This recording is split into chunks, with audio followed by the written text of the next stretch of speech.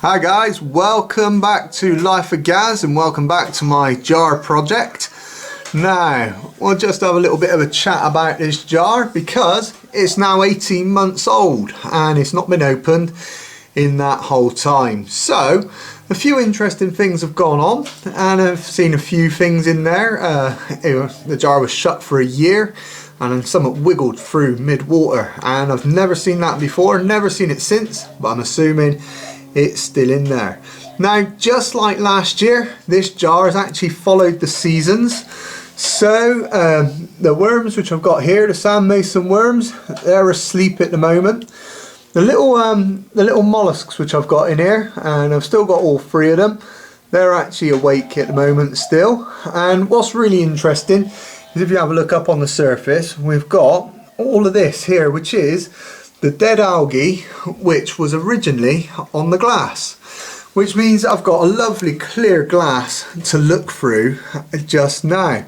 Now, one of my big worries with that is that these snails which I've got here are now going to struggle to find food. But what I can tell you about these snails is the fact that these little snails just here have also got grazing on the bottom of the tank as well, because down here on the sand you can see that we have got some algae growing on the sand down here, which obviously is a bit of grazing for those snails.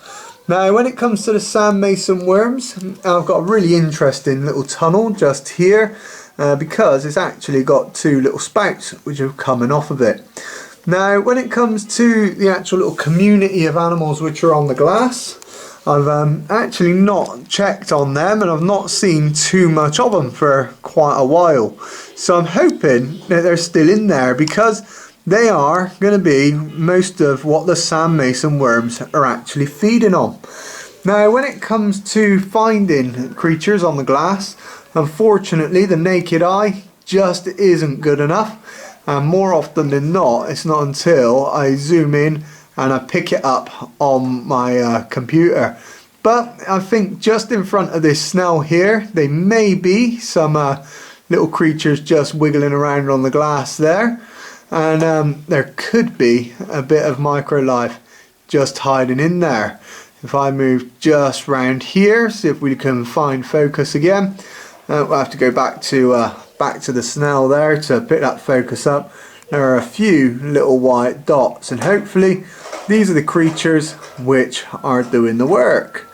Now, like I said, we are 18 months in on this project, and this project has done incredibly well as far as I'm concerned, considering this is an entirely closed ecosystem. I do not feed it, I don't change the water, I don't do anything at all to it. This little tank just looks after itself. The only sort of impact from the outside world that it gets is the amount of daylight and the sunlight which comes in through this frosted glass window. Now, in this tank, I still got those barnacles and the caps have not popped off. I've not seen them actually do anything for about a year now. So I'm assuming that they're dead. But because there's no water movement, because there's not big scavengers in there, I think the little caps have just stayed on. Anyway, I've got someone at the door, so I hope you guys have enjoyed this update. And for now, I hope you guys enjoy the rest of these videos on the jar.